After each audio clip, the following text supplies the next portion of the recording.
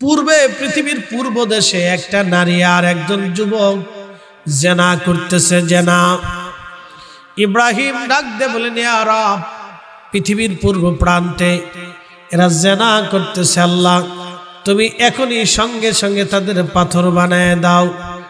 ইব্রাহিম আলাইহিস সালামের দোয়া কবুল হয়ে গেল, সাথে সাথে দুইজন পাথর হয়ে গেল। মাগরিবের দিকে তাকায় দেখলেন দুইজন জেনা করতেছে। ইব্রাহিম ডাক দিয়ে বলেন, ইয়া রব, পৃথিবীর পশ্চিমে দুইজন জেনা করতেছে, আল্লাহ তাদের তুমি পাথর বানায় দাও। সাথে সাথে তারা পাথর হয়ে গেল। শিমালের দিকে তাকায় দেখলেন দুইজন জেনা করে। উত্তর দক্ষিণে তাকায় দেখেন শিমাল জুনুবে দুইজন জেনা করতেছে। ইব্রাহিম বলেন, ইয়া রব, তাদের পাথর বানায় দাও। আল্লাহ সাথে সাথে ডাক দিয়ে বলেন, ইব্রাহিম তোমার হাত নামাও, আমি আর তোমার দোয়া কবুল করব না এই সময়। এরা ইব্রাহিম, তোমারে উম্মতের জন্য বদদোয়া করার জন্য আমি আল্লাহ পাঠাই নাই, আমি আল্লাহ পাঠাইছি উম্মতের জন্য দোয়া করার জন্য। ইব্রাহিম হাত নামাও, আমার বান্দাদেরকে সুযোগ দাও, আমার বান্দারা যেন গুনাহ থেকে ফিরে আসে।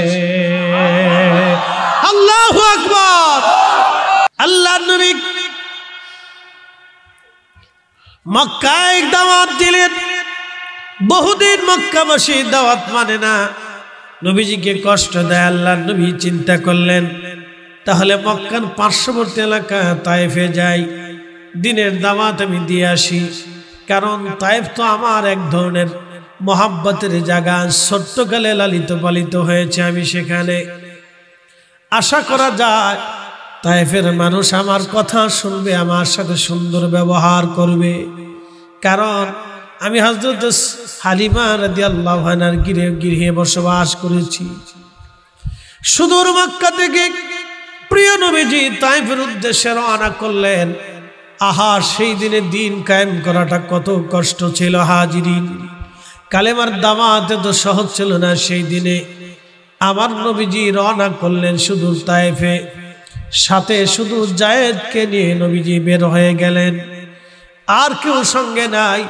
বর্তমানে যারা তায়েফে যান দেখবেন তায়েফের আবহাওয়া বড়ই চমৎকার, সুন্দর বাতাস তায়েফে আসে।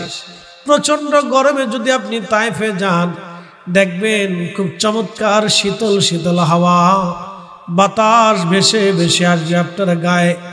আপনাকে এমন আনন্দ দিবে মনে হবে আপনি খোদার জান্নাতের মধ্যে ডুবে আছেন। তায়েফের জমিন এত উর্বর, এত উর্বর তায়েফের জমিন, আমাদের বাংলাদেশের মাটির চাইতেও তায়েফের জমিন বড় উর্বর।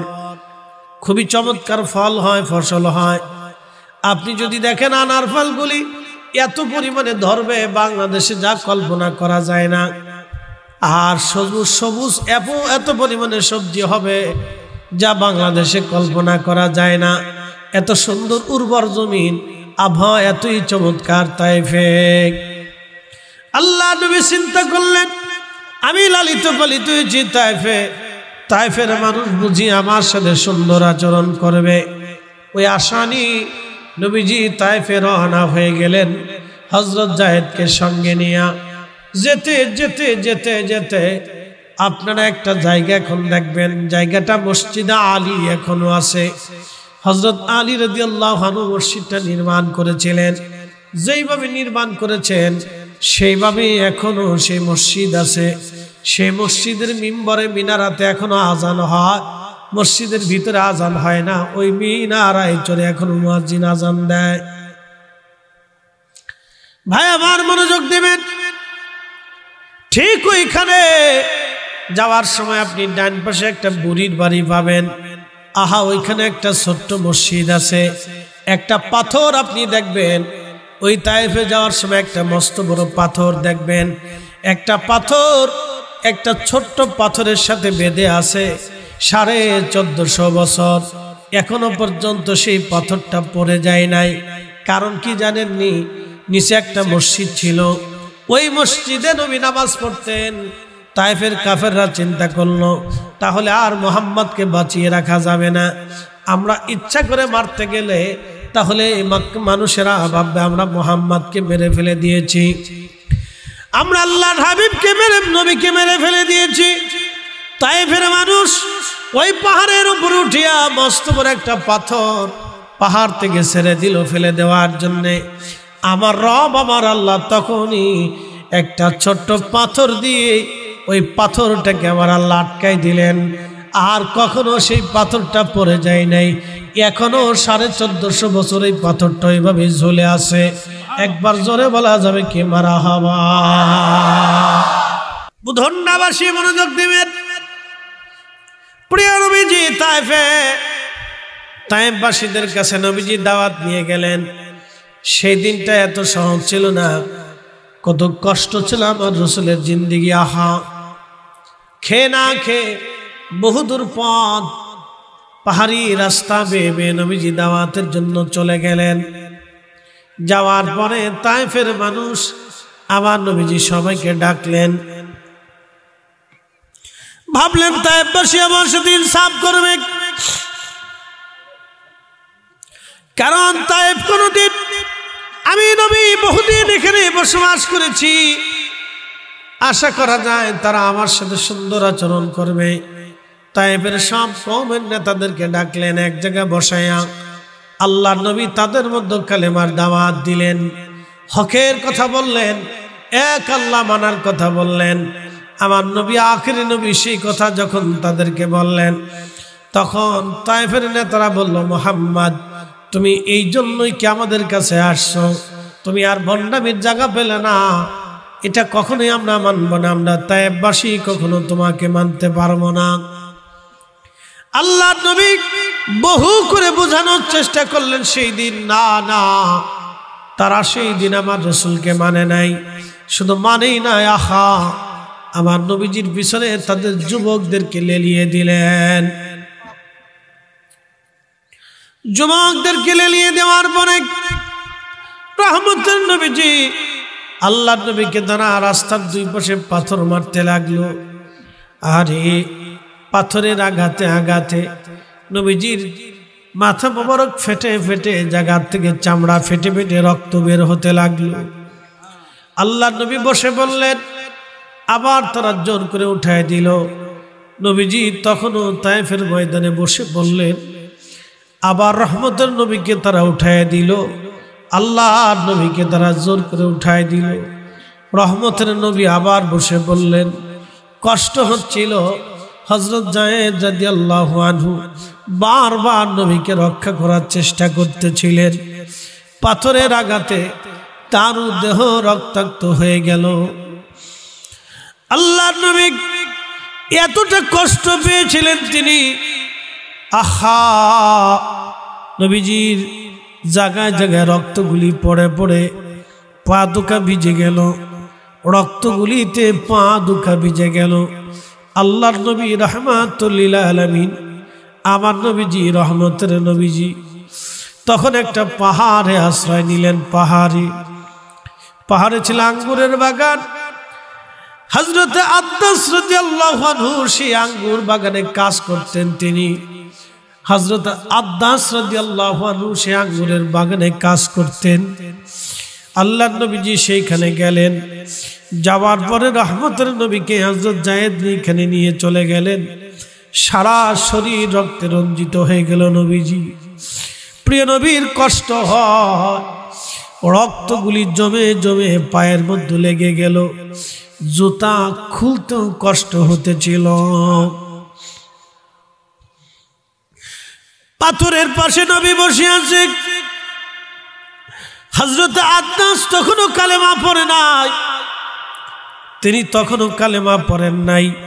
তিনি হযরত ইউনূস আলাইহিস সালামের দেশের মানুষ ছিলেন, বর্তমান ওমানের সালানা অঞ্চলের মানুষ। হযরত ইউনূস আলাইহিস সালামের দেশের মানুষ ছিলেন তিনি।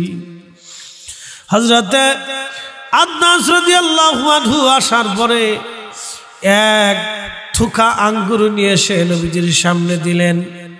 বলেন, আপনি খান। নবীজি বললেন, তোমার নাম? বলে আব্বাস। তোমার বাড়ি কোন জায়গা? বলে আমার বাড়ি আমার ওমান। নিনুয়া অঞ্চলে আমার বাড়ি। নবীজি বলেন আদ্দাস, তাহলে তুমি নবী হযরতে ইউনূস আলাইহিস সালামের দেশের বাসিন্দা। নবীজিকে আদ্দাস বলেন, ইয়া রাসূলুল্লাহ, আপনি হযরত ইউনূসকে কি করে চিনেন? বলে, আদ্দাস, আমি নবী, এক নবী আর এক নবীর ভাই। আমি আমার ভাই ইউনূসকে চিনি। তিনি আল্লাহর একজন সত্যনিষ্ঠ নবী ছিলেন। মাছের পেটের ভিতরে নিয়ে আল্লাহ পরীক্ষা করেছিলেন। আল্লাহ তাকে বড় ভালোবাসতেন। হযরত আদ্দাস বললেন, নবী ছাড়া তো ইউনূসের খবর কেউ বলতে পারে না। ইয়া নবী আল্লাহ, আমার আর বুঝার বাকি নাই, আপনি আখিরি নবী। একবার জোরে বলা যাবে কি মারহাবা।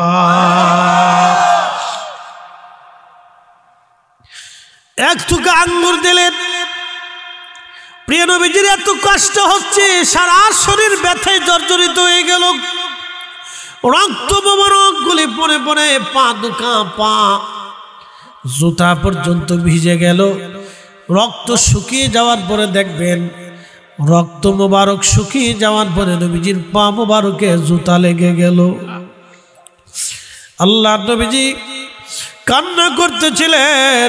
জিবরাইল আমিন আসছে, নবীজির কাছে বলেন, ইয়া রাসূলুল্লাহ, আল্লাহ আমারে পাঠাইছে, আপনি যদি বলেন এই সময় এই মস্ত বড় পাহাড়খানা দিয়ে আমি পুরা তায়েফটাকে জমিনের সাথে একবারে মিশিয়ে দিই, 70 তবক জমিনের নিচে নিয়ে একবারে দাফন করব, তায়েফকে সমূলে আমি ধ্বংস করে দেব, আপনি অনুমতি দেন। আল্লাহ নবী কেঁদে ফেললেন। সাথে সাথে হাত বাড়াই দিলেন আসমানে, ডাক দেখে, ইয়া রাব্বি, আল্লাহ, আমার তায়েফবাসীর আপনি ধ্বংস করে দিবেন না। আল্লাহ, ওরা আমার উম্মত, ওরা আমাকে চিনে নাই, সেজন্য ওরা আমাকে মারছে।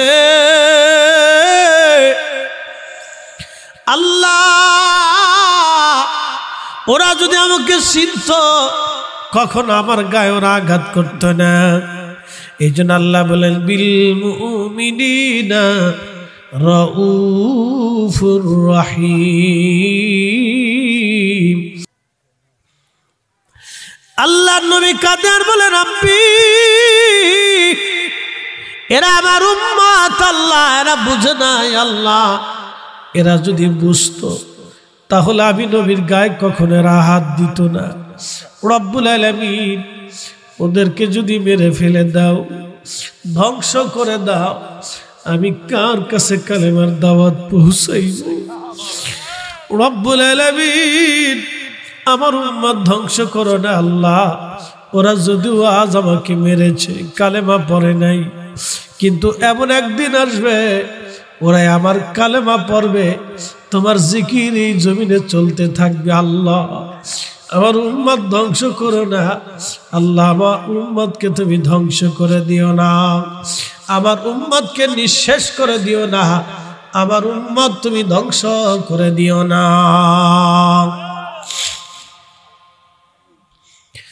এইভাবে আমার নবীজি আল্লাহর দরবারে দোয়া করতে লাগলেন। বারবার দোয়া করে দোয়াগুলি আল্লাহর দরবারে কবুল হয়ে গেল। আল্লাহ জানাইলেন, ওমা আরসালনাকা ইল্লা রাহমাতাল লিল আলামিন। নবী গো, तमाम সৃষ্টির জন্য আপনাকে রহমত হিসেবে পাঠাইলাম। এই জন্য একটা কথা মনে রাখবেন, উম্মতের চোখের পানি নবীর সহ্য হয় না। উম্মত ভুল করার পরে যখন ফিরে আসে, আমার নবী মায়ের কোলে টান দিয়ে নিয়ে আমার রাসূল তার আপন বানায় নেয়, তারে ক্ষমা করে দেয়। এক কচুয়ার মুসলমান কঠিন ভাবে আঘাত করার পরেও তায়েফের জন্য নবী বদদোয়া করেন নাই। আহা, ঠিক তায়েফের মধ্যে কালেমার বীজ বপন হয়ে গেল। তায়েফের জমিনে আজও মুসলমান আছে, তায়েফের জমিনে মুসলমান আছে, যেখানে নবীকে মারা হয়েছিল, অত্যাচার করা হয়েছিল। এখান থেকে হালিমাতুস সাদিয়ার বাড়ি 70 কিলোমিটার দূরে অবস্থিত। আহা, তায়েফের মানুষ সেই দিন নবীকে আঘাত করার পরে এরপরে ঠিকই মানুষগুলি কালেমা পড়েছিল, তাদের সন্তানরা কালেমা পড়েছিল, কালেমা। এই জন্য দেখবেন পৃথিবীর কোন সুফি যারা আল্লাহর ওলি আছে তারা কখনো মানুষকে বদদুয়া করে না। কি কথা কর না কেন? কোন সময় বদদুয়া করে না। তাদেরকে কষ্ট দিলেও তারা মারে না, তাদেরকে আঘাত করলেও কোন সুফি দেখবেন কোন মানুষকে আঘাত করে না। আপনি কোন অলিকে গালি দিলেও কোন অলি আপনাকে গালি দেবে না। আপনি কোন অলিকে আঘাত করলেও কোন অলি আপনাকে আঘাত করবে না। আপনি কোন অলির দরদা আপনি যদি তাকে কষ্ট দেন তাহলে অলি আপনাকে কষ্ট দেয় না। বলে এটা কার চরিত্র? এটা আমার রাসূলের চরিত্র। এই চরিত্র সবার মধ্যে হয় না। আমি ফরিদি সাহেবকে যদি আপনি একটা ধাক্কা দেন তো আমি ব্রিটিশটা হয়ে আপনাকে আঘাত করার চেষ্টা করব। দেখেন আমরা আলেম, আপনি যদি আমাকে আঘাত করেন আমরা আঘাত করার চেষ্টা করব। আপনি আমাকে গালি দিলে আপনাকে আমি গালি দেওয়ার চেষ্টা করব। কিন্তু পৃথিবীর কোন অলির জীবনীতে নাই কোন অলিকে কষ্ট দেওয়ার পরেও কোন অলি কাউকে আঘাত করে নাই। হযরত বাইজিদ বুস্তামি রাহমাতুল্লাহ আলাইহি বোস্তাম নগরে রওনা করছে। আমরা যদিও রাসূলের চরিত্রের কথা বলি, আসলে নবীর চরিত্র আমাদের মধ্যে এখনো হয় নাই। আপনি যদি সারা পৃথিবীর 1 কোটি মুসলমানকে যদি এক জায়গা রাখেন আর যদি 1 কোটি মানুষকে পরীক্ষা করেন দেখি রাসূলের চরিত্র কার মধ্যে আসছে। 1 কোটি মুসলমানকে যদি আঘাত করেন, গালি দেন, কষ্ট দেন, 1 কোটি মানুষ আপনাকে পাল্টা আঘাত করবে। কি কথা কন না কেন? বন্ধুগণ আমার, এই কালেমা প্রতিষ্ঠিত করার জন্য আমার রাসূলের জীবনের কত কষ্ট ত্যাগ সহ্য করতে হয়েছে। শুধু আঙ্গুর পান করলেন, নবীজি খেলেন, বড় আরাম বোধ লাগতে লাগলো। হযরত আব্বাসের জন্য নবী দোয়া করলেন। হযরত আব্বাসের বানানো সেই মসজিদ এখনো তায়েফে আছে। যদি কখনো সময় পান, তায়েফে যদি কখনো মদিনায় যান, তাহলে তার মসজিদে যে 2 রাকাত নামাজ পড়ে আসবেন। সেই আঙ্গুরের বাগান যদিও এখন আর বাগান নাই, কিন্তু সেই জায়গাটা এখনো আছে। আল্লাহু আকবার। নবীজি সেইখানে বিশ্রাম করেছিলেন।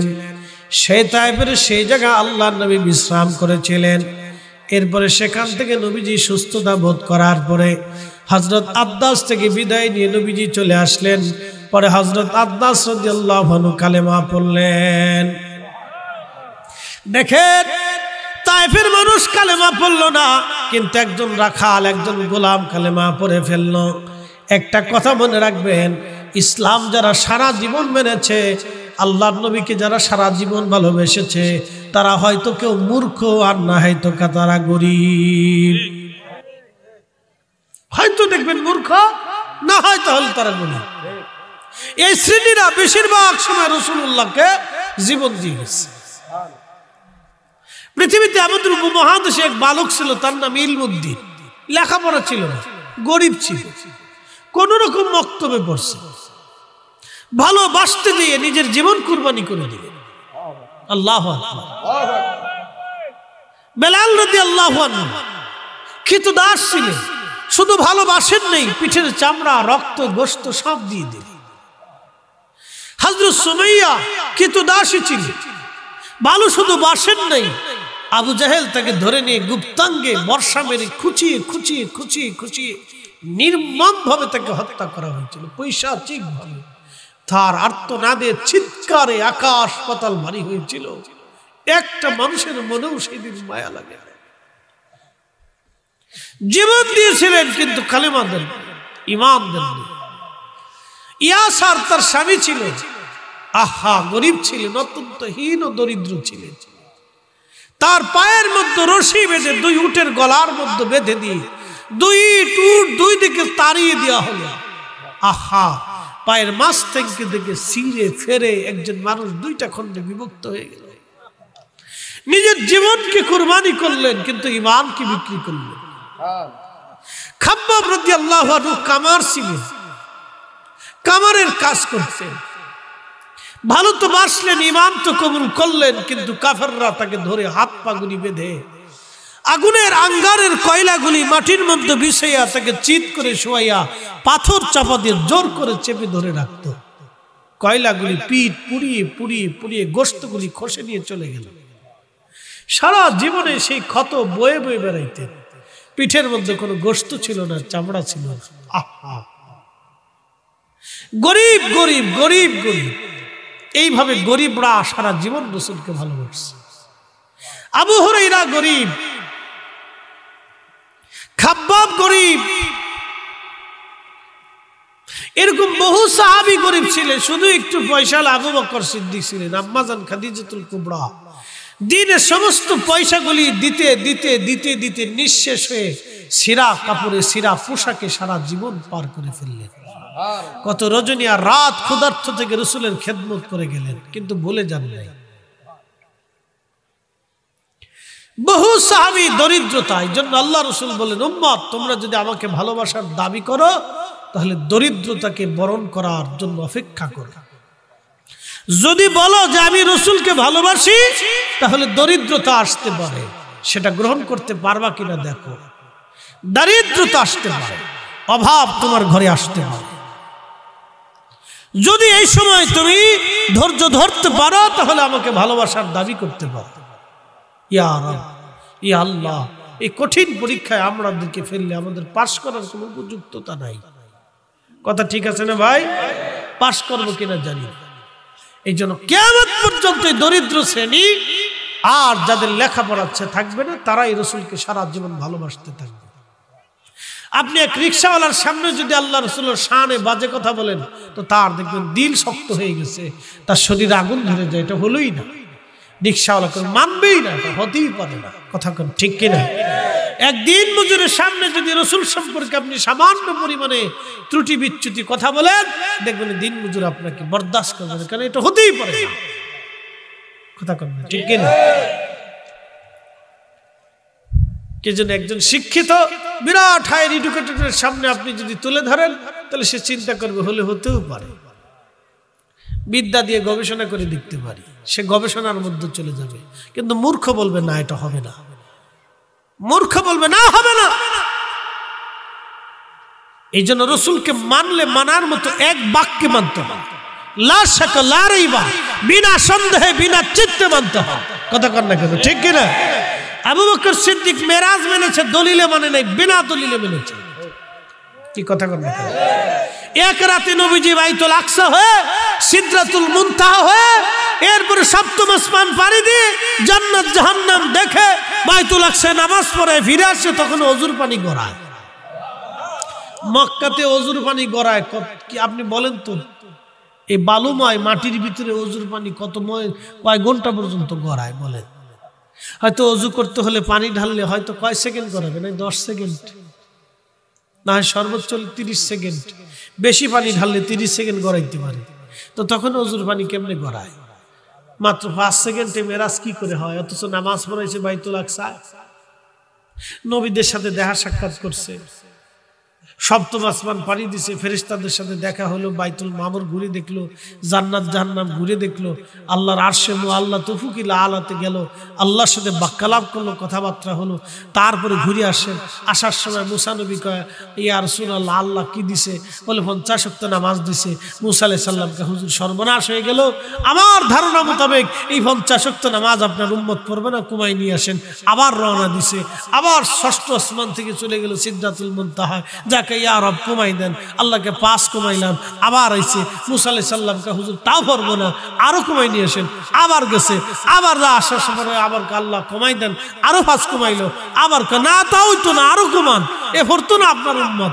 আমার উম্মতের অনুযায়ী আমি দেখছি এরা পড়ে না, এরা পড়তো না, এই আপনি আরো কমাই নিয়ে আসেন। তো কমাইতে কমাইতে 9 বার 45 ওয়াক্ত নামাজ কমায় আসার পরে মুসা আলাইহিস সালাম তখনও কয়, ইয়া রাসূলুল্লাহ, এ আপনার উম্মত আমার জানা অনুযায়ী পড়তো না, 5 ওয়াক্ত ঠিক মতো পড়তো না, আপনি আরো কমান। আল্লাহ পাক তখন মুসা আলাইহিস সালামকে নবীজি ডাকতে বলেন, মুসা রে, আমার কাছে লজ্জা করতেছে, এখন আর কেমনে কমাই? মারহাবা, কি করতেছে? শরম করতেছে, আল্লাহর কাছে বারবার যে কমাইতে কমাইতে লজ্জা করতেছে। তখনই আল্লাহ ডাক দেখে, হাবিব যান, 5 ওয়াক্তই বাধ্যতামূলক করে দিলাম। 5 ওয়াক্ত যদি আপনার উম্মত ঠিক মতো পড়ে, তো আমি আল্লাহ আপনার কারণে 50 ওয়াক্ত সওয়াব দিতাম। আসতে বললে কি গুণ হবেন? জোরে বলেন। কয় ওয়াক্তের সওয়াব? কয় ওয়াক্ত? এই উম্মত কি ঠিক মতো পড়েনি? মুসা আলাইহিস সালাম ঠিকই কইছিল, পড়তো না। কি কথা কন না কেন? মুসা আলাইহিস সালাম ঠিকই বলছে, এটা পড়তো না। আরো কুমা মানে একবারে ঘুমাই এক ওয়াক্ত দুই ওয়াক্ত নিয়ে আসে, এক ওয়াক্ত দুই ওয়াক্ত আনলে তাও ঠিক মতো পড়তো না। পড়বো না, বুড়াকালে পড়বো না, বুড়াকালে।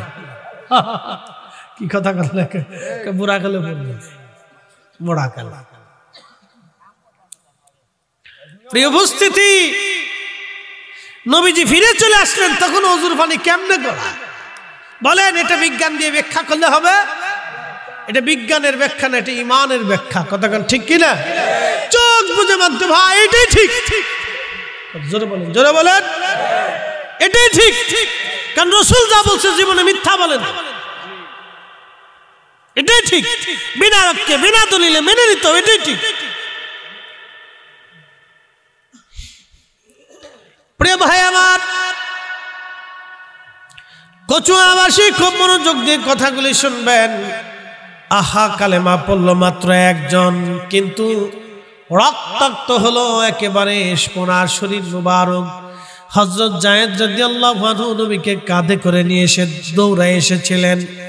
আহা, নবীকে কাঁধে করে নিয়ে তিনি এসেছিলেন হযরতে যায়েদ। দাওয়াত দেওয়ার পরে মাত্র কবুল করলো একজন, তাও কবুল করলো কে? একজন কৃতদাস, একজন গোলাম। একসাথে বলবেন না মারহাবা? আমরা রাসূলকে ভালোবাসি, এটা আমাদের জন্য কপাল ভালো, বুলন্দ নসিব, কপাল ভালো।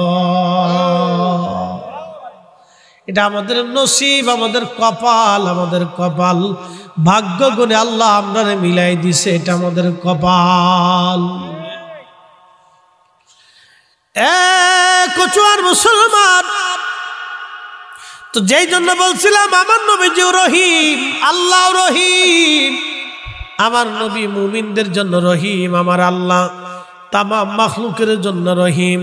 শুধু নবী রহিম না, আমার আল্লাহ বলেন, ইয়া নবী আল্লাহ, আপনাকে কুল মাখলুকের জন্য রহমত বানায় পাঠাইছি। আপনি শুধু রহিম না, আমি আপনি সব জগতের জন্য রহমত, সব জগতের জন্য রহমত। প্রশ্ন রাখতে পারে না গো ফরিদি হুজুর, আমাদের নবী কি জান্নাতের জন্য রহমত নি? হ্যাঁ, নবীজি জান্নাতের জন্য রহমত। বলে কারণ কি? এখন আপনাদেরকে শোনাই। আল্লাহ বলেন, ইন্না আ'তাইনাকাল কাউসার ফাসাল্লি লিরাব্বিকা ওয়ানহার ইন্না শানিয়াকা হুয়াল আবতার। একবার জোরে বলা যাবে কি মারহাবা? আমি যদি আরব হতাম, মদিনারি পথ, সেই পথ দিয়ে হেঁটে যাইতেন নূর নবী হাজরাত, নূর নবী হাজরাত। এ প্রিয় ভাই আমার, মনোযোগ দিয়ে কথা শুনবেন। প্রিয় উপস্থিতি, আল্লাহ নবীর মন বেজার, কারণ কাফেররা নবীজিকে আফতার বলে কষ্ট দিত। আফতার শব্দের অর্থ হলো নির্বংশ, বংশহীন। এইভাবে নবীকে কষ্ট দিত। বলে কারণ কি?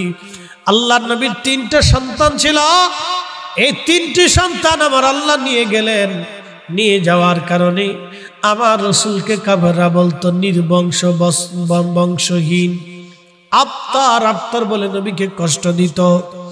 আল্লাহ নবীর মন বেজার, খুশি করার জন্য আমার আল্লাহ কোরআনের আয়াত নাজিল করলেন। খুব মনোযোগ দেবেন। আপনার ছেলেটা আপনাকে খুব, আপনি আপনার ছেলেটাকে বড় ভালোবাসেন, ছোট্ট মেয়েটাকে আপনি বড় আদর করেন।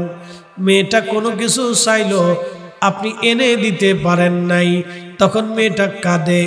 যখন মেয়েটা কাঁদে তখন আপনার কাছে বড় কষ্ট হয়। বাবার কাছে কষ্ট লাগে না?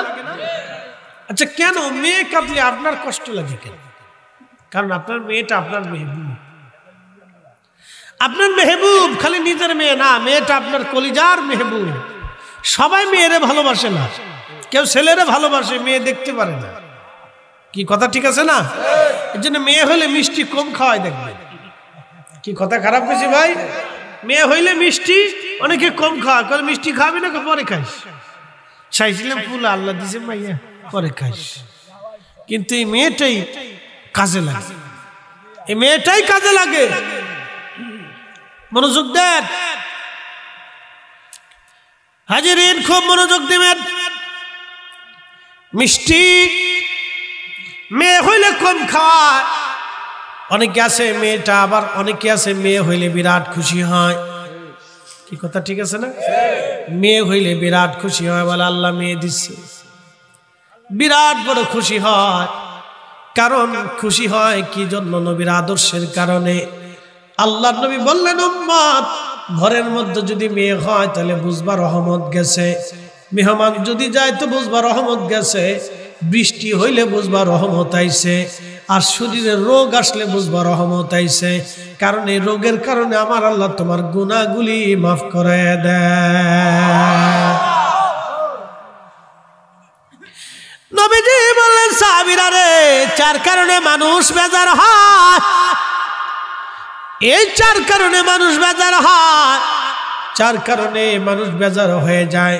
কিন্তু চারটা খোদার রহমত আমার উম্মতের বাড়ি যায়।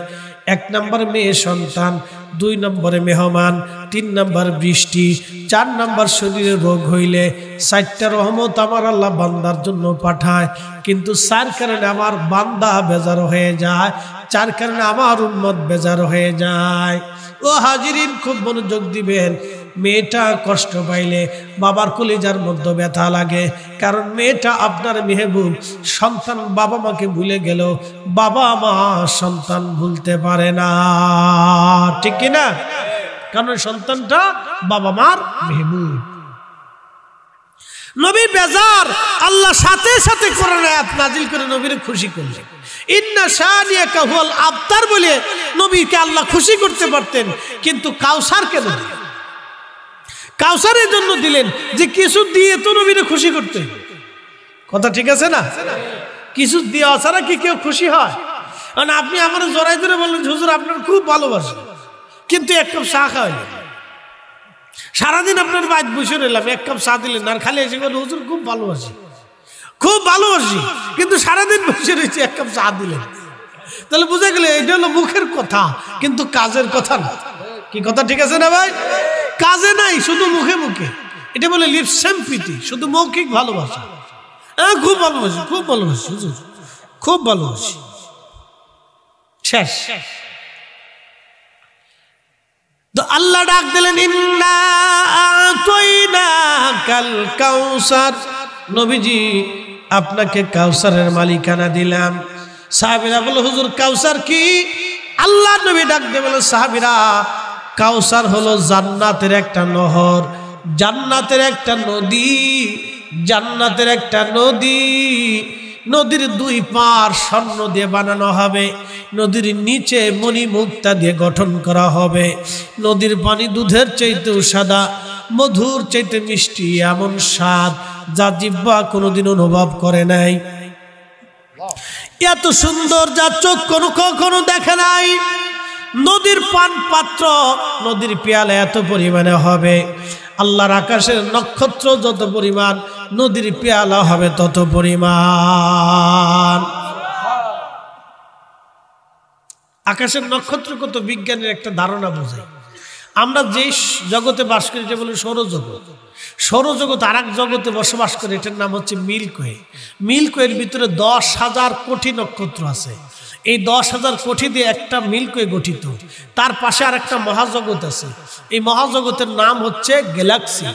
এই গ্যালাক্সিটা হচ্ছে আর একটা মহাজগৎ। এইখানে আরো 10,000 কোটি নক্ষত্র আছে। এই মিল্কওয়ে এবং গ্যালাক্সির মতো মহা আসমানে, প্রথম আসমানে শুধু নক্ষত্র আছে, শুধু বিশ্ব আছে 10,000 কোটি। মিল্কওয়ে একটা বিশ্ব, তারপরে গ্যালাক্সি একটা বিশ্ব, মিল্কি ওয়ে গ্যালাক্সির মতো মহাশূন্যে আরো 10,000 কোটি মহাবিশ্ব আছে। একসাথে বলবেন আল্লাহু আকবার। আরো জোরে 10,000 কোটি আছে শুধু বিজ্ঞানীর হিসাবে, আর বিজ্ঞানীর হিসাব ছাড়া যার কত আছে এটা আল্লাহ ছাড়া কেউ জানে না। কথা ঠিক আছে না? এই সব নক্ষত্র যত পরিমাণে হবে, আকাশের নক্ষত্র পরিমাণ পানপাত্র থাকবে এই 2 নদীর পারে। আর পানপত্র যে পেয়ালা সেটা মণি মুক্তা হীরা জহরত দিয়ে বানানো, আর পানি এত স্বাদ এটার ভিতর থেকে মিশক আম্বরের ঘেরান আসবে।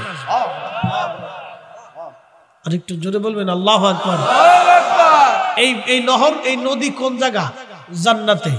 একসাথে বলেন, এই নদী কোন জায়গা? নদীর নাম কি? হাউজে কাউসার। নদীর নাম কি? নদী থাকবে কোন জায়গা? এখন এই নদীর পানি পান করা লাগবে কিনা? পানি দরকার আছে কিনা? খাবেন কিনা? এখন খাইতে হলে রসুলের সিগনেচার লাগে। এই জন্য বেহেশত নবী রহমত হয় না, হয় না, জোরে জোরে জোরে জোরে। কারণ আপনি প্রশ্ন করতে পারেন, ফরিদ হুজুর বেহেশতে আবার রসুলের দরকার? আল্লাহ বলেন ওমা আরসালনাকা ইল্লা রাহমাতাল লিল আলামিন, আপনি সব জগতের রহমত। তাহলে বেহেশতে আমার নবী লাগবে কেন? বেহেশতে নবী লাগবে কেন? পানি পান করতে হলে রসুলের সিগনেচার লাগে। এজন্য কিয়ামতে নবী লাগবে, হাসরে নবী লাগবে, মিজানে নবী লাগবে, ফুলসিরাতে নবী লাগবে, কবরে নবী লাগবে, দুনিয়াতে নবী লাগবে, মরণে নবী লাগবে, ফুলসিরাতে নবী লাগবে, জান্নাতে নবী লাগবে। নবী লাগবে না কোন জায়গা বলেন আপনি? এখন আপনি বলেন যে নবী লাগবে না কোন জায়গা, তাহলে আপনি যেখানে বলবেন সেখানে আমি একটু জানার দরকার, দেখার দরকার জিনিসটা কি। তাহলে বোঝা গেল আল্লাহ পাইতে হলে আমাদের নবী দরকার। কথা বলেন ঠিক কিনা? বেহেশত পাইতে হলে রসুল দরকার, ঠিক কিনা? জান্নাতের ভিতরেও নবী দরকার, কথা কোন ঠিক কিনা? তাহলে কারণ কি? আল্লাহ আপনাকে রসুলের দরকার, এই জন্য আল্লাহ এটারে বাধ্যতামূলক করে দিচ্ছে। কিছু করার নাই, কিচ্ছু করার নাই, কিছুই করার নাই। প্রিয় উপস্থিতি, আমার খুব মনোযোগ দিবেন, কথা খুব পরিষ্কার। রসুল আমাদের জান্নাতেও দরকার। এই নহরের পাশে এত সুন্দর সুন্দর পাখি থাকবে। নবীজি বললেন, ওমর রে, এত চমৎকার পাখি আল্লাহ সৃষ্টি করছে, নদীর উপর দিয়া পাশ দিয়া পাখি উঠতে থাকবে। পাখি এত সুন্দর, জান্নাতীদের পাখি খাইতে মন চাবে। এই পাখি যারা খাবে তারা পাখির চাইতে আল্লাহ সুন্দর বানায়া দেবে। হযরত সাইয়েদুনা বাইজিদ বুস্তামি রাহমাতুল্লাহি আলাইহি রওনা করলেন। যেতে যেতে যেতে যেতে বাইজিদ বুস্তামি খেরকানের কাছাকাছি চলে গেলেন। রমজান মাস ছিল তখন দেখলেন খেরকানের রাস্তার 2 পাশে হাজার হাজার মানুষ দাঁড়ায় আছে। বলে আমাদের মাঝে আল্লাহর একজন মহান ওলি বাইজিদ বুস্তামি আসতেছে, আমরা তারা হালাল সালাম দেওয়ার জন্য দাঁড়ায় রয়েছি। তখন বাইজিদ বুস্তামি ডাক দিয়ে বলেন, খাদেম, আমার থলের মধ্যে, ব্যাগের মধ্যে কোনো খাবার আসেনি? বলে হুজুর আছে তো। বলে কি আছে? বলে রুটি আছে, শুকনা রুটি। তখন তারা রুটি রে শুকাইয়া ব্যাগের মধ্যে রাখতো, কারণ 1 মাস 2 মাস পথ চললে রুটিটা নষ্ট হয়ে যেতে পারে, শুকায় রাখতো। ওই শুকনো রুটি রে পানির ভিতরে দিয়ে ভিজায় ভিজায় খেজুর দিয়ে খাইতো, অথবা আঙ্গুরের রস, এই রস দিয়ে তারা ওই রুটি খাইতো। রুটিটা শুকাই রাখতো। তো বলতেছে হুজুর একটা শুকনা রুটি আছে। বলে বেটা শুকনা রুটিটাই তুই আমার দেখ। বলে হুজুর রুটি দিয়ে কি করবেন? বেটা প্রশ্ন পরে আগে রুটিটা দে। রুটিটা নেওয়ার পরে বাইজিদ বুস্তামি রাহমাতুল্লাহি আলাইহি হাজার হাজার মানুষের সামনে মাহে রমজানে রুটিটা খাওয়া শুরু করলেন। যখন রুটি খায় তখন হাজার হাজার মানুষ রমজান মাসে বাইজিদ বুস্তামির হালাল সালাম দেওয়ার জন্য দাঁড়ায় রয়েছে। তখন সবাই চিন্তা করে, হাই হাই ভণ্ডর জন্য দাঁড়াইছি, এই ভণ্ড দেখি রমজানে রোজার ভিতরে রুটি খায়, আমরা কারে ওলি মনে করলাম, এটা দি বিরাট বড় ভণ্ড। আচ্ছা এখন চিন্তা করে, আমি যদি এখন আপনাদের সামনে একটা বিড়ি ধরাই, আসতে আসেন কে? যদি এখন একটা বিড়ি ধরে দুই টান দিয়ে ওয়াজ শুরু করি, আপনারা বুঝে এনে থাকবেন না কি কর? হাদিয়াটা দিয়েও মনে হয় দিবেন না কি কর? সর্বনাশ, হুজুরে হাদিয়া দেবো কি বিড়ি খাওয়ার জন্য, আর আমরা ওয়াজ শোনানো আসছি কি বিড়ি টানার জন্য?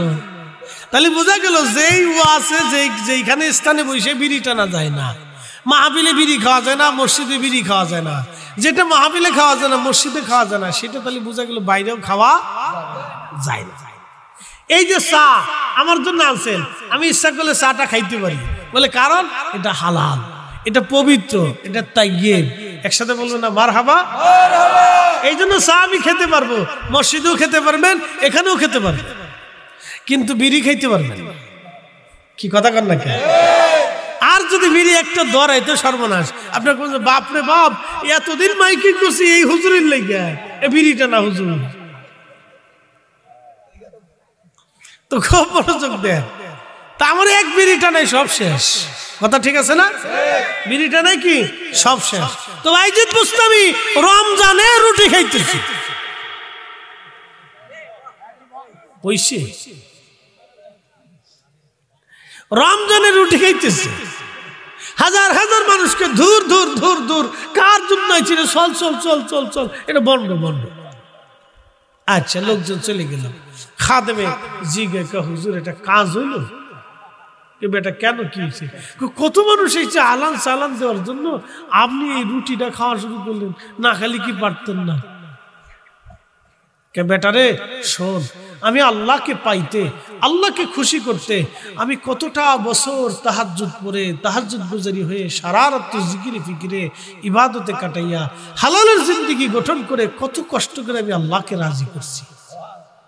এই হাজার হাজার মানুষ আমাকে হালান সালান দিয়ে মিছিল দিবে, মিছিল দেওয়ার সময় যদি আমার অন্তরে একটু অহংকার এসে যায়, তা আমার জীবনের সব আমলগুলি শেষ। একসাথে বলবেন আল্লাহু আকবার। এখন হিসাব করেন তো, বাইজিদ বোস্তামি যে কথা বলছে, এই হিসাব অনুযায়ী আমরা মুসলমান কয়জন আছি শ্রোতা বক্তা দিয়ে? বলেন আপনি। বাইজিদ বোস্তামির হিসেবে আমরা কয়জন ওইরকম মুসলমান আছি বলেন? নাই। শ্রোতা বক্তা কেউ নাই। বলে কারণ কি? আমার একটু চেতাবেন, আমি সেটা যাই। বাইজিদ বুস্তামি রহমতুল্লাহ এত মানুষ, ওনার থু থু থু থু সি সি সি সি ধর ধর ধর ভণ্ড, গালি গালাজ করে বকা ঝকা করে সব লোক চলে গেল। খাদেমকে হুজুর কাজ হইল কে বেটা রে, কত কষ্ট করে আমি আল্লাহরে খুশি করছি, একটা মিছিলে আমার ভিতরে যদি অহংকার আসে যে আমি বাইজিদ অনেক কিছু, ঠিক তখনই আমার সব শেষ হয়। একসাথে বলবো আল্লাহু আকবার। শয়তানের কয় লক্ষ বছর ইবাদত ছিল? কেউ কইছে 9 লক্ষ, কেউ কইছে 6 লক্ষ, কেউ কইছে 7 লক্ষ, যে যাই কোক, আমরা ওটার কোনো লক্ষ চক্ষ জানি না। কথা ঠিক আছে না? বেশি হইতে পারে, কম হইতে পারে, কিন্তু লক্ষ লক্ষ বছর এটা সত্য। লক্ষ লক্ষ বছর এটা সত্য। তো লক্ষ লক্ষ বছর তো 60 খানি কথা না, বাপরে বাপ, কল্পনা করলেও গা শিহরে উঠবে যে লক্ষ লক্ষ বছর, এত বছর ধরে সে খালি আল্লাহর ইবাদত করছে, ইবাদত করছে, ইবাদত করে আল্লাহর খুশি করতে করতে করতে করতে করতে মুআল্লিমুল মালায়েকা, চ্যান্সেলর অফ মালায়েকা, সব ফেরেশতাদের প্রধান আল্লাহ তাআলা বানাই দিলেন। শেষ পর্যন্ত একটা অহংকারের কারণে ভাই শয়তানের সব শেষ হয়ে গেল। কি কথা কন না কেন? কথা বলেন। এই জন্য ওলিদের কোনো অহংকার থাকে না, তারা অহংকার মুক্ত হয়ে যায়। এই জন্য তাদেরকে গালি দিলেও কথা কয় না, ধমক দিলেও কথা কয় না, রাগ করলেও কিছু কয় না, গাইলেও কিছু কয়, অহংকার মুক্ত হয়ে যায়, ধৈর্যশীল হয়ে যায়। বাইজিদ বুস্তামি ডাক দিয়ে বললেন, বেটা রে, রোজা কেন ভাঙছে শোনো। এখন তো মাহে রমজান, আমরা মুসাফির। আল্লাহর দিনের শরীয়ত অনুযায়ী মাহে রমজানে মুসাফির ইচ্ছা করলে রোজা রাখতেও পারে, ইচ্ছা করলে ছাড়তেও পারে। আল্লাহ আমারে সুযোগ দিয়েছেন রোজা ভাঙ্গার জন্য, সেই জন্য আমি রোজা ভাঙ্গিয়া মানুষে আমার থেকে তাড়াই দিলাম, মানুষকে আমার থেকে তাড়াই দিলাম, মানুষকে আমার থেকে তাড়াই দিলাম, মানুষকে আমার থেকে তাড়াই দিলাম। হযরত আল্লাহর নবীর যেই চরিত্র, বাইজিদ বুস্তামি রাহমাতুল্লাহ আলাইহি সেই একই চরিত্র নিয়ে তারা আল্লাহর ওলি হয়েছেন, আল্লাহর পেয়ারা হয়েছেন, আল্লাহর বন্ধু হয়েছেন। এই জন্য নবীর চরিত্রে চরিত্রবান হতে পারলে আর কোনো ভয় নাই। হাসতে হাসতে খুদার জান্নাতের মাকাদা দেখে তারপরে মারা যাবেন। খুদার জান্নাতের মাকাদা না দেখা পর্যন্ত আমার রব আমার আল্লাহ আপনার কবরে নেবে না। একবার জোরে বলা যাবে কি মারহাবা। আল্লাহুম্মা সাল্লি আলা মাইকটা হইছে না আহা ওয়া আলা আলি। বাহিরের সাউন্ডটা একটু বাড়ায় দেন না, কষ্ট হচ্ছে, ভিতরে তো কিচ্ছু নেই। তুমি আল্লাহর প্যারা হাবিব, তোমার তুলনা নাই কেউ, তোমার মতো আকাশ ভ্রমণ করেনি কোন পয়গম্বর। আল্লাহুম্মা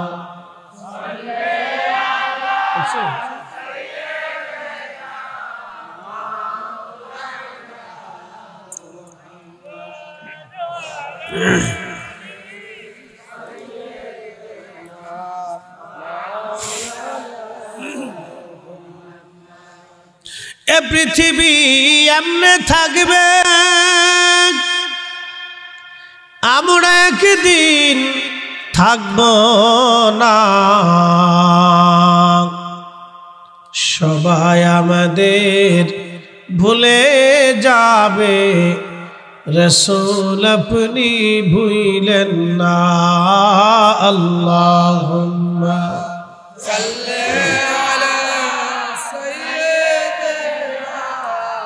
মাওলানা মুহাম্মদ ওয়া আলা আলি সাইয়্যিদিনা মাওলানা মুহাম্মদ। বল হবে কয়টা আম হবে, আম কয়টা পাকবে, কয়টা ঝরে পড়বে, কয়টায় পোকা খাবে, ওই আম কোন ইঁদুরে খাবে, কোন বাদুরে খাবে, কোন কাকে খাবে, কোন পাখি খাবে, কোন মানুষে খাবে।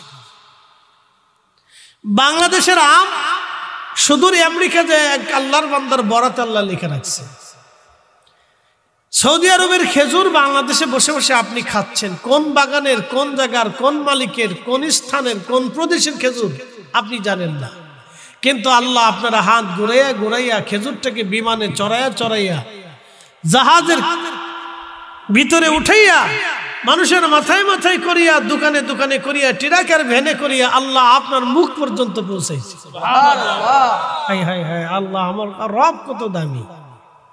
আপনি একটু চিন্তা করলে, আপনি চিন্তা করলেই আল্লাহকে সেজদা দিতে মন চায়, বাকি দরকার নেই। যেন আল্লাহ বলছেন ইয়াতাফাক্কারুনা ফি খালকিস সামাওয়াতি ওয়াল আরদ, আসমান জমিনে যাহা আছে তুমি এটা নিয়ে ফিকির করো, চিন্তা করো, তুমি গবেষণা করো, মুরাকাবা করো, তাহলে তুমি সব বুঝবা।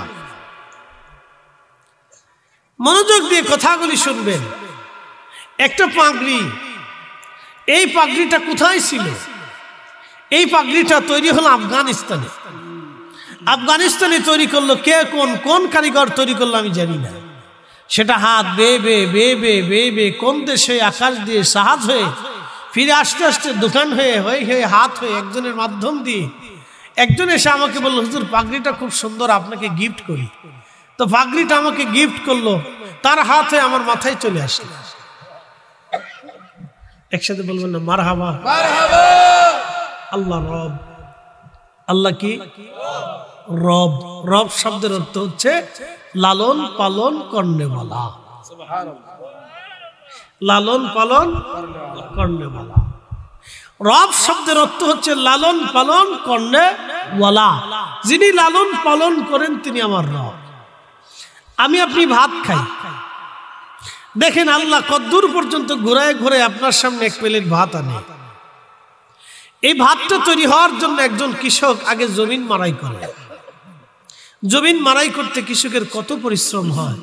এখন তো ইঞ্জিনের মেশিনের সিস্টেম হয়েছে। আগে মানুষ লাঙ্গল দিয়ে হাল চষত, গরুর জীবন শেষ হয়ে যাইতো হাল টানতে টানতে, কৃষকের জীবন শেষ হয়ে যাইতো হাল বাইতে বাইতে। কথা ঠিক আছে না? আহা, কঠিন কষ্ট করে লাঙ্গল চষে সেই জমিনটাকে মাড়াই করত, পানি দিয়ে সেটাকে কাদাযুক্ত করত। তারপরে কাদাযুক্ত করার পরে হাঁটু পর্যন্ত কাদার ভিতরে নেমে কৃষক ধানগুলি রোপণ করে।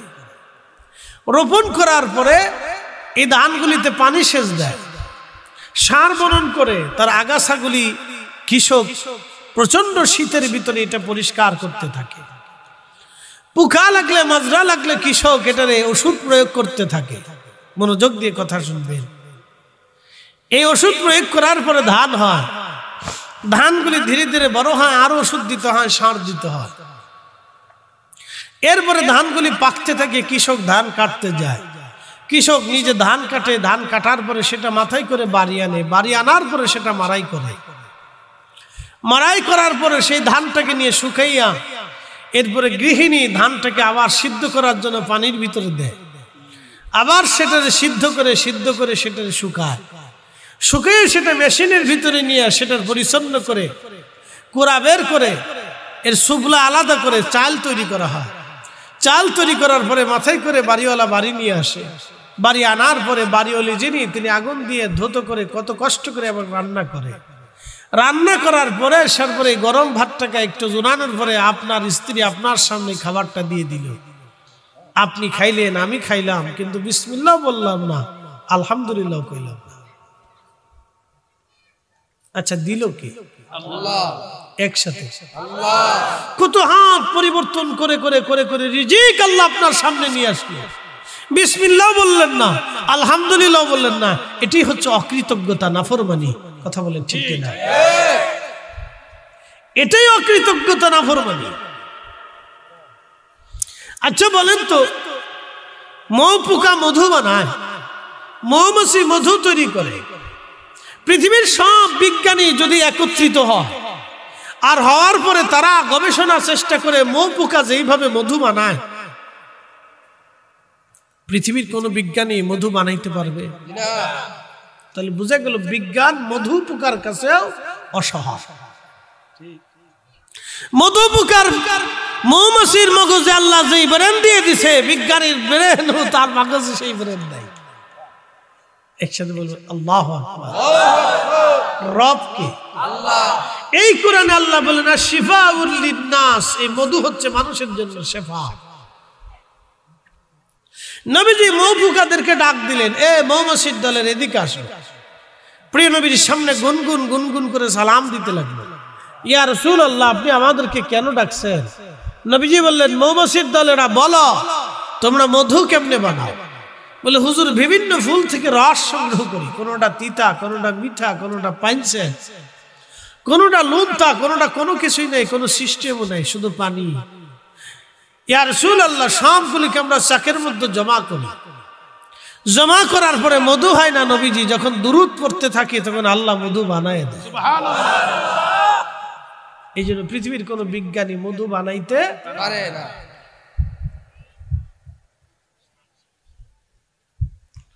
আল্লাহ কি বুঝে যাওয়া জরুরি, আল্লাহ কি বুঝে যাওয়া জরুরি। এই জন্য বাড়িতে, ঘরেতে, দোকানে, পাটে যখনই নবীর দুরূদ পড়বেন শুধু বরকত আর বরকত, বরকত আর বরকত, বরকত আর বরকত, বরকত আর বরকত।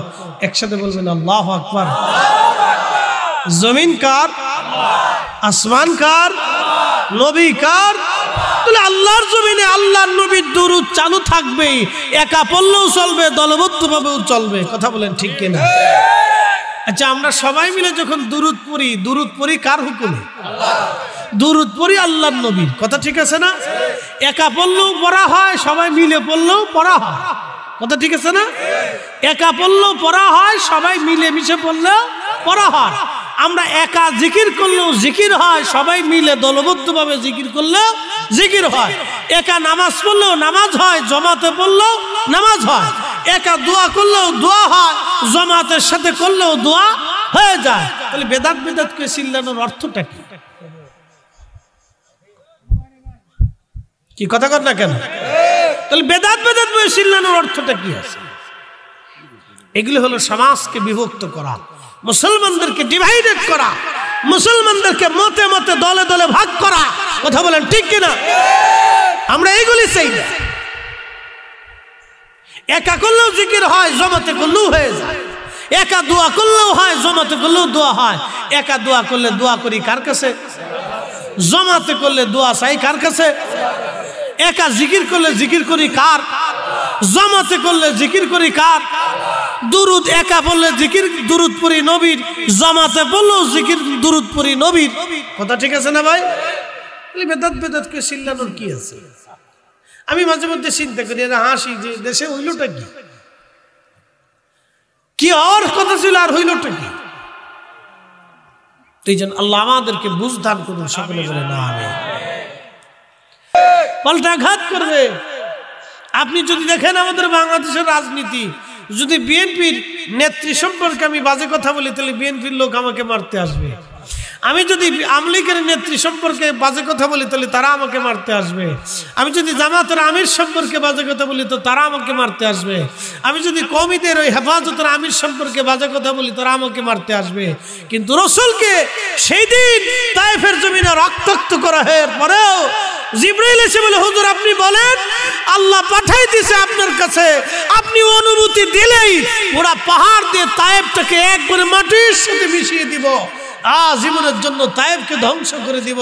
আল্লাহ নবী তখনই হাত বাড়ায় বলতেছে, ইয়া রব আপনি কাজ করবেন না আল্লাহ, ওরা বুঝে নেই আল্লাহ, আমি মাফ করে দিছি আল্লাহ, আমি ওরা বুঝে নেই, ওরা আমার উম্মত, আমি আশা করি আমার পরবর্তী ওদের পরবর্তী বংশধররা কালেমা পড়বে।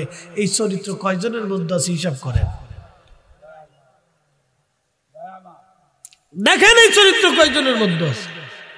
কিন্তু পৃথিবীর সব অলিদের দিকে যদি তাকান, সব অলিদের দিকে যদি তাকান, কোন অলিরা প্রতিশোধ নিত না। আল্লাহু আকবার। না হয় না, আরো জোরে বলেন, আরো জোরে বলেন।